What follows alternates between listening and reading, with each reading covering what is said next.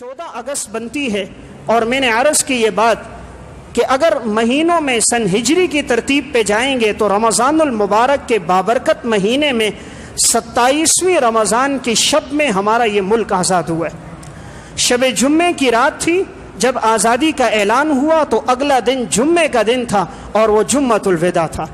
تو اللہ نے یہ ہمیں ملک رمضان کے مہینے میں آخری عشرے میں 27ویں شب میں اور آنے والے جمعے کے دن میں اس کی آزادی ہوئی ہے۔ یہ سب تاریخی باتیں نہیں ہیں یا محض اتفاقی باتیں نہیں ہیں، اللہ رب العزت کی طرف سے اس مملکت کا ایک انتخاب تھا۔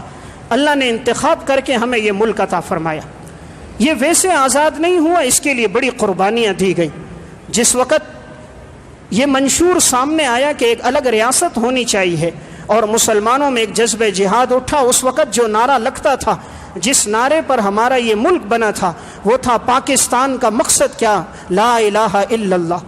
کیا جوان، کیا بوڑھے، کیا مرد، کیا عورتیں، سب کی زبان پہ ایک ہی نعرہ تھا۔ تو یہ ملک نظریے کی بنیاد پر بنا، یہ ملک اسلام کی بنیاد پر بنا، ورنہ رہنے کے لیے تو ہندوستان میں بھی جگہ تھی۔ ضرورت تھی ایک جگہ ایسا ہو جہاں مسلمان آزادی کے ساتھ اللہ کے احکامات کو پورا کر سکیں۔ پھر اللہ نے یہ ملک عطا فرمایا۔ قربانیاں کتنی اس ملک کے لیے دی گئیں۔ جس وقت ٹرین ہندوستان سے چل کر پاکستان آ رہی تھی، مسلمان یہاں پہنچ رہے تھے، 6 لاکھ مسلمانوں کا قتل عام ہوا تھا۔ ٹرین کے ہر دروازے سے خون بہتا ہوا آ رہا تھا۔ دہلی سے پاکستان تک راستے میں کوئی جگہ ایسی نہیں تھی جہاں خون نہ گرا ہو۔ اس مملکت کی آزادی کے لیے مسلمان عورتوں نے اپنی عفت، عصمت، پاک دامنی بچانے کے لیے دریاؤں میں چھلانگ لگا دی تھی۔ 7000 مسلمان عورتوں کی شہادت اس طرح ہوئی ہے۔ جلندھر کے مقام پر ہندوؤں نے مسلمان عورتوں کو لیا، لینے کے بعد معاذ اللہ انہیں برہنہ کر دیا، کہا تم اسلامی ریاست چاہتی ہو، اور سب کے سامنے نمایاں طور پر معاذ اللہ ان کی عفت دری کی اور ان کی عصمت کو پامال کر دیا۔ تو یہ ملک ویسے نہیں بنا، اس کے پیچھے بڑی قربانیاں تھیں۔ 6 لاکھ انسانوں نے اپنا خون دیا تھا۔ ان سب کے سامنے ایک ہی نظریہ تھا کہ ایک ملک بنے گا جہاں ہم آزادی کے ساتھ اللہ اور اللہ کے رسول کے احکامات کو پورا کر سکیں گے۔ تو اللہ تعالیٰ نے ہمیں یہ مملکت عطا فرمائی۔ مسلمانوں کی تعداد ہر دور میں کم رہی، لیکن اللہ نے مسلمانوں کو ہر دور میں فتح دی ہے۔ اس کی وجہ کیا ہے؟ مسلمان لڑتا ہے جذبے کے ساتھ۔ جنگیں ہتھیاروں سے نہیں ہوتی، جذبوں سے ہوتی ہیں۔ جنگیں ہتھیاروں سے نہیں، جذبوں سے ہوتی ہیں، اور جذبوں کو کوئی شکست نہیں دے سکتا۔ اس لیے جب 1965 کی جنگ آزادی تھی، ہندوؤں نے کہا تھا کل ہم حملہ کریں گے اور ہم لاہور میں ہوٹل میں اپنی چائے پئیں گے اور ہم پورے پاکستان کو فتح کر کے اپنے دہلی کے ساتھ شامل کر دیں گے۔ اپنے ناپاک منصوبے کو انہوں نے کامیاب کرنے کے لیے اعلان کر دیا۔ اس وقت ایوب خان کا دور خلافت تھا۔ ایوب خان نے آئے اور آ کر اس نے مختصر سا ایک اعلان کیا، اور ریڈیو پاکستان میں ایوب خان کا خطاب شروع ہوا۔ اس نے کہا مسلمانوں، ہندوؤں نے کہا ہے کہ ہم صبح ناشتہ لاہور میں کریں گے۔ انہیں پتہ نہیں یہ کس سے لڑنے کے لیے آ رہے ہیں۔ یہ ان مسلمانوں سے لڑنے کے لیے آ رہے ہیں جنہوں نے لا الہ الا اللہ کی بنیاد پر اس ملک کو بنایا۔ یہ اس مسلمان کے مقابلے میں آ رہے ہیں جو اللہ کو اپنا رب مانتے ہیں، محمد الرسول اللہ کو پیغمبر مانتے ہیں، جو قرآن کو اپنی کتاب مانتے ہیں۔ مسلمانوں اٹھو اور ان کا مقابلہ کرو۔ یہ 2 منٹ کا خطاب تھا جس نے مسلمانوں میں ایمان اور حرارت کے جذبے کو بیدار کر دیا تھا۔ پھر جب مسلمان اٹھے ہیں 1965 کی جنگ آزادی میں، اپنے جسموں کے ساتھ بم باندھ کر اور ان کے ٹینکوں کے سامنے لیٹ جاتے تھے۔ تاریخ مثال نہیں پیش کر سکتی کہ کوئی اپنے جسم کے ساتھ بم بھی باندھ سکتا ہے۔ جیسے یہ اعلان ایوب خان نے کیا تھا، 17 دن جنگ ہوئی ہے، 17 دن میں ایک واقعہ چوری کا نہیں ہوا، 17 دن میں ایک واقعہ شراب نوشی کا نہیں ہوا، 17 دن میں ایک واقعہ زنا کا پیش نہیں آیا، 17 دن میں ایک واقعہ مال لوٹنے کا پیش نہیں آیا۔ پاک فوج کے ساتھ لڑنے والے یہی مسلمان تھے۔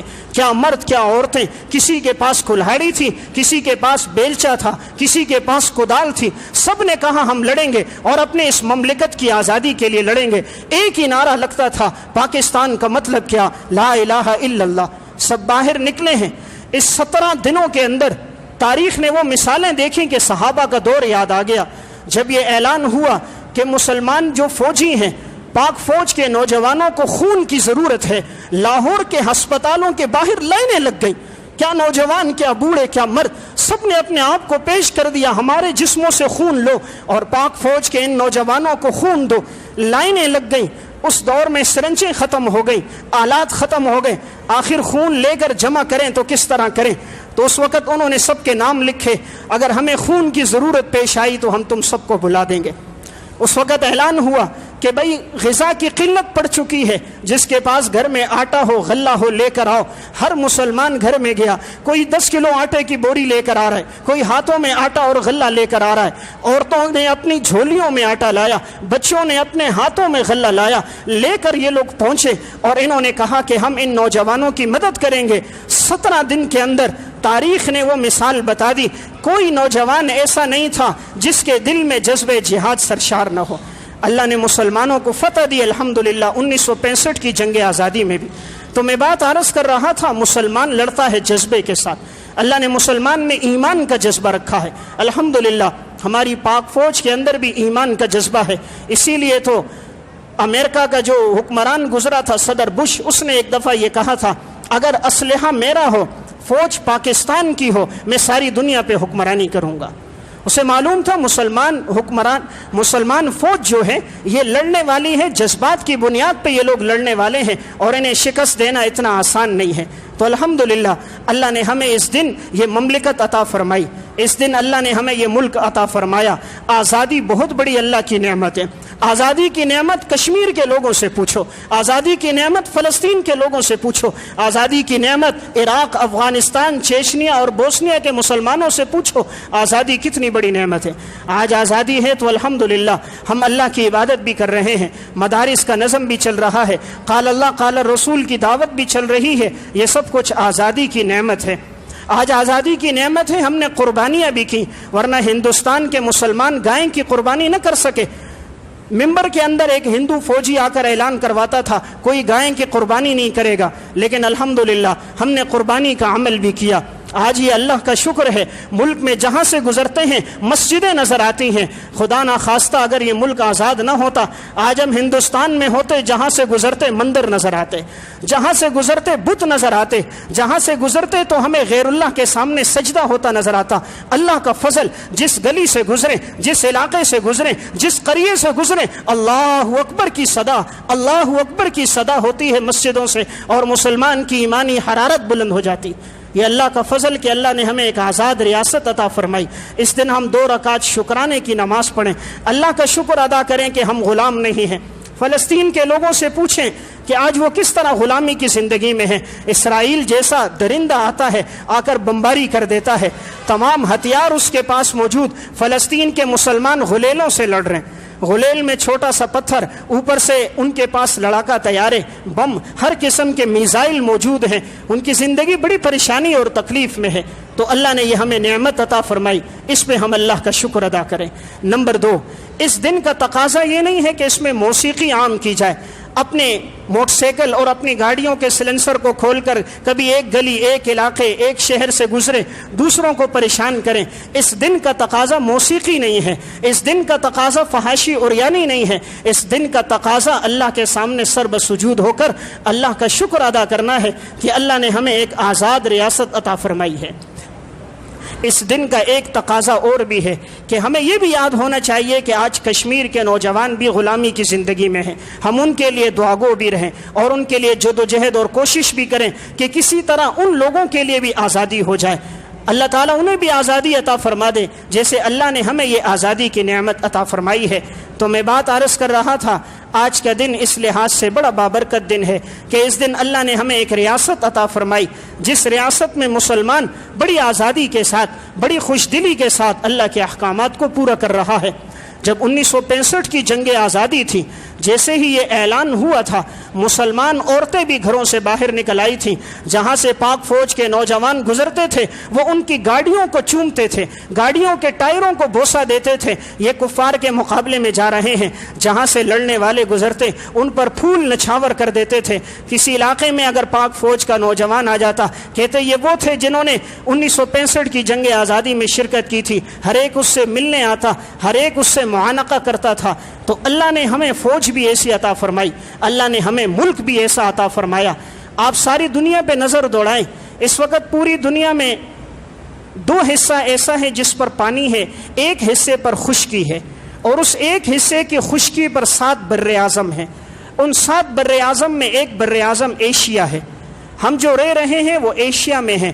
اللہ نے ہمیں ایشیا جیسا بر اعظم دیا جو رقبے کے لحاظ سے پوری دنیا کا 1/3 رقبہ بنتا ہے، اور آبادی کے لحاظ سے ایشیا پوری دنیا کی آبادی میں 60% آبادی ایشیا کے اندر موجود ہے۔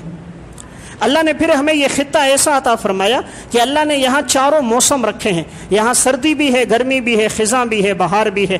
آپ کبھی برطانیہ والوں سے پوچھ لو، امریکہ اور یورپ والوں سے پوچھو، وہاں 8 مہینے سردی ہوتی ہے، برف باری ہوتی ہے، گھروں سے باہر نہیں نکل سکتے۔ ان کے پاس گرمی کا موسم کوئی نہیں، ان کے پاس خزاں اور بہار کوئی نہیں۔ اللہ نے ہمیں 4 موسم عطا فرمائے۔ اللہ کا بہت بڑا فضل اور احسان، اللہ نے ہمیں ایسی زمین دی جس زمین میں سال میں 2 دفعہ پیداوار ہو سکتی ہے۔ پوری دنیا میں ایسی زمین کسی کے پاس نہیں جس میں ایک سال میں 2 فصلیں کاشت کی جا سکتی ہوں، لیکن اللہ نے ہمیں وہ زمین دی جس میں ایک سال میں 2 فصلیں کاشت ہو سکتی ہیں۔ اللہ نے وہ زمین دی کہ اس میں جو غلہ اگتا ہے، جو پھل فروٹ اگتے ہیں، آپ دیکھ لیے پاکستان میں جو اگنے والا آم ہے، ساری دنیا کے آم ایک طرف، پاکستان کا آم ایک طرف ہے۔ پاکستان میں اگنے والا گجراوالا کا چاول، ساری دنیا کا چاول ایک طرف، گجراوالا کا چاول پکاؤ، اس کی مہک اور خوشبو اور ذائقہ ایک طرف۔ ساری دنیا کے پھولوں کو ایک طرف رکھو، سوات اور مری کا پھول ایک طرف رکھو، کمرے میں رکھو گے سارے کمرے کو معطر کر دے گا۔ وہ پوری اسپرے کی بوتل خالی کرتے ہیں، وہ خوشبو نہیں جو اللہ نے اس زمین کی مٹی میں خوشبو رکھی تھی۔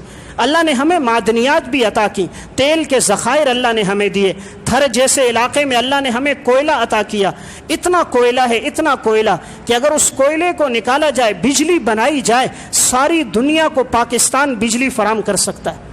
تھر کے اندر اتنا کوئلہ موجود ہے۔ نمک کی کانیں اللہ نے ہمیں حوالے کر دی، زمین ہمیں اللہ نے ایسی معدنیات والی حوالے کر دی۔ ہر لحاظ سے اللہ نے پاکستان کو تمام خوبیاں دی، افرادی لحاظ سے بھی طاقت دی۔ اس وقت پاکستان کی آبادی 22 کروڑ بنتی ہے۔ پوری دنیا میں آبادی کے لحاظ سے مسلمان 6 نمبر پر ہیں، اور ساری دنیا میں سب سے زیادہ نوجوان پاکستان میں موجود ہیں۔ پاکستان میں 13 کروڑ نوجوان ہیں۔ پوری دنیا میں کسی کے پاس اتنے نوجوان نہیں جو پاکستان میں نوجوان ہیں۔ پوری دنیا میں کسی کے پاس ایسا جذبہ نہیں جو مسلمان نوجوانوں میں جذبہ ہے۔ لیکن ہمارے ہاں تعلیم کو رواج نہیں دیا گیا۔ افسوس اس بات کی کہ ہمیں قیادت اچھی نہیں ملی، افسوس اس بات کی کہ تعلیم کا رجحان نہ ہوا۔ ہم تعلیم کے لحاظ سے بہت نیچے گر گئے۔ صرف امریکہ میں اس وقت 5358 یونیورسٹیاں ہیں، اور سارے اسلامی ممالک 61 ہیں، اور 61 اسلامی ممالک میں صرف 503 یونیورسٹیاں ہیں۔ 61 اسلامی ممالک میں 503، اور امریکہ کے ایک ملک کے اندر 5000 یونیورسٹیاں ہیں۔ آج انہوں نے تعلیم نہ دین کی عام کی نہ دنیا کی عام کی۔ آج تعلیم حاصل کرنے کے لیے ہمیں امریکہ جانا پڑ رہا ہے، ہمیں یورپ جانا پڑ رہا ہے۔ یہاں تعلیمی لحاظ سے ہم بہت پیچھے چلے گئے، 107ویں نمبر پر ہم تعلیم کے لحاظ سے۔ اللہ نے ہمیں طاقت دی، وسائل دیے، لیکن افسوس کی بات ہمارے سرکاری اداروں میں، سرکاری اسکولوں کے اندر کتے اور گدھے تو گھومتے نظر آتے ہیں، وہاں تعلیم نظر نہیں آتی۔ ایک سرکاری اسکول جانا ہوا تو گدھا اندر گھوم رہا تھا، کلاسیں ویران ہیں وہاں پر، تعلیم کا وہاں رجحان نہیں، تنخواہیں لی جا رہی ہیں لیکن تعلیم عام نہیں کی جا رہی۔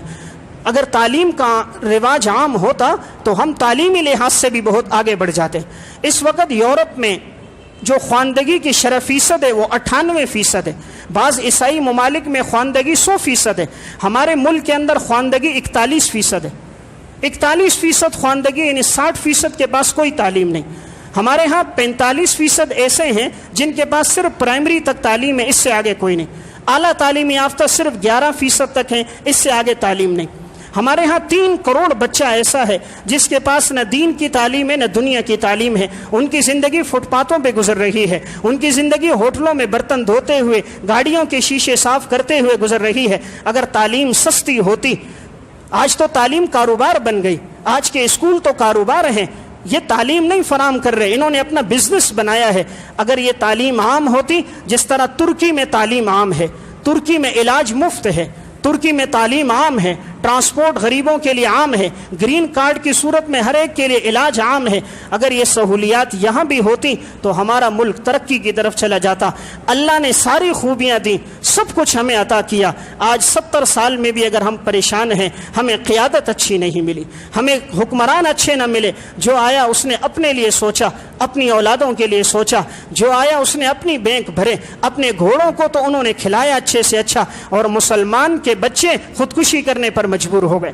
تو میں نے بات یہ عرض کی، تعلیمی لحاظ سے ہم پیچھے ہیں۔ اس دن میں ہمیں یہ ہاتھ کرنا چاہیے کہ تعلیم کو عام کیا جائے۔ تعلیم سے شعور آتا ہے، شعور سے بیداری پیدا ہوتی ہے، اچھے اور برے کی تمیز ہوتی ہے، چھوٹے اور بڑے کا فرق نظر آتا ہے۔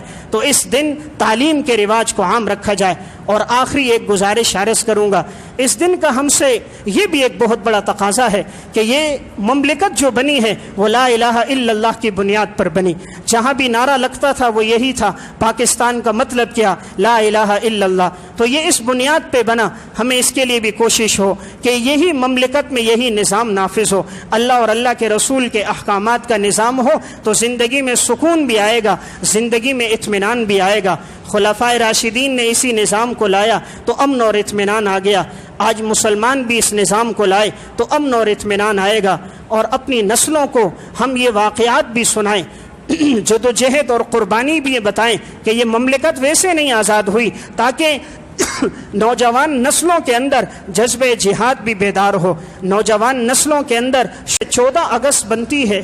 اور میں نے عرض کی یہ بات کہ اگر مہینوں میں سن ہجری کی ترتیب پہ جائیں گے تو رمضان المبارک کے بابرکت مہینے میں 27ویں رمضان کی شب میں ہمارا یہ ملک آزاد ہوا ہے۔ شب جمعے کی رات تھی جب آزادی کا اعلان ہوا، تو اگلا دن جمعے کا دن تھا اور وہ جمعۃ الوداع تھا۔ تو اللہ نے یہ ہمیں ملک رمضان کے مہینے میں آخری عشرے میں 27ویں شب میں اور آنے والے جمعے کے دن میں اس کی آزادی ہوئی ہے۔ یہ سب تاریخی باتیں نہیں ہیں، یہ محض اتفاقی باتیں نہیں ہیں، اللہ رب العزت کی طرف سے اس مملکت کا